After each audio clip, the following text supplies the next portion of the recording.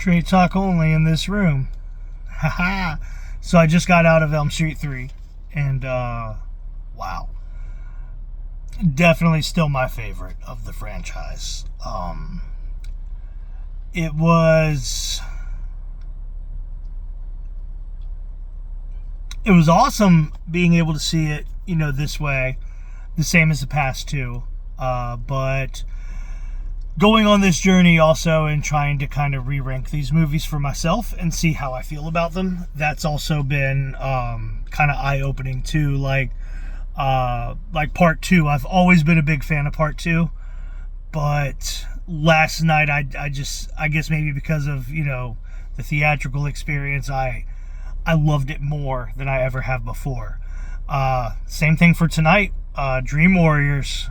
If you ever get the means to check it out in the theater, I highly recommend it. I feel like this is the movie where they finally figured out what to do with Freddy. Because in the first one, he was kind of dark. He didn't have a lot to say, which was fine. The second one, they decided, well, what if we go with a possession route? And that was cool. It worked. They tried something different.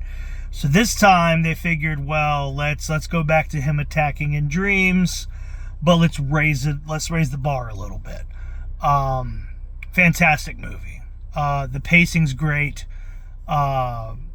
Just seeing it so large and so loud just really, really hammered it home.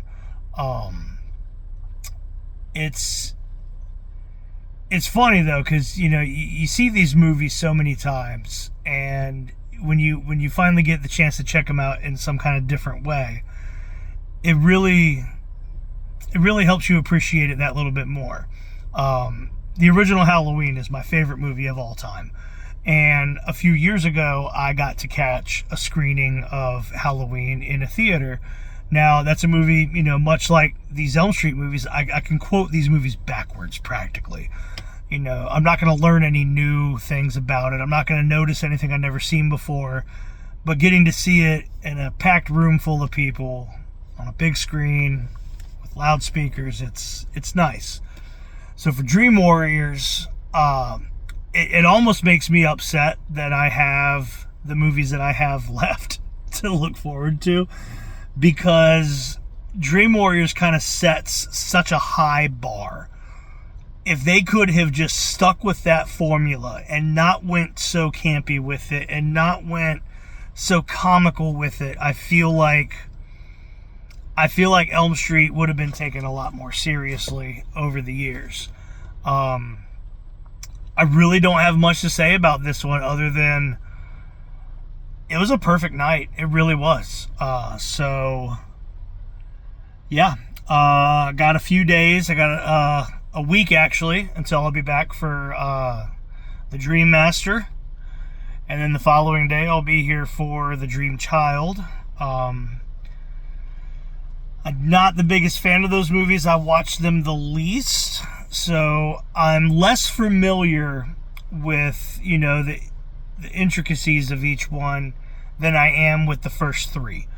But I'll tell you, it was, the claymation scene of the skeleton attacking, like when you watch it at home on a TV and it looks kind of cheesy. Actually, somewhere I'm pretty sure I have an old VHS tape where I recorded the edited for TV version, because at some point that was all I could get my hands on.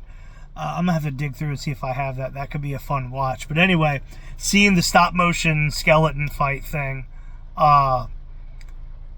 it still looked cheesy because of the effects available at the time, but it looked so much better and more convincing, theatrically. But then, like I had mentioned, how, you had the first one with the rotating rooms for the effects they were trying to achieve. The second one, you had the scene of Freddy cutting himself out of somebody's body. This one, just loaded with great practical effects. Freddy coming out of the TV, welcome to prime time, bitch. The big Freddy snake just really showed what can be possible if you get the right amount of creative people working on a movie for you. So, Dream Warriors, I'm not the only person that thinks it's amazing. It's a fan favorite for many. So, If you get the means to catch it in the theater, I highly recommend you do so. See you guys in a week, and we'll talk about the Dream Master, Sunglasses Freddy, Ninja Freddy, Invisible Freddy. We'll see. Take care.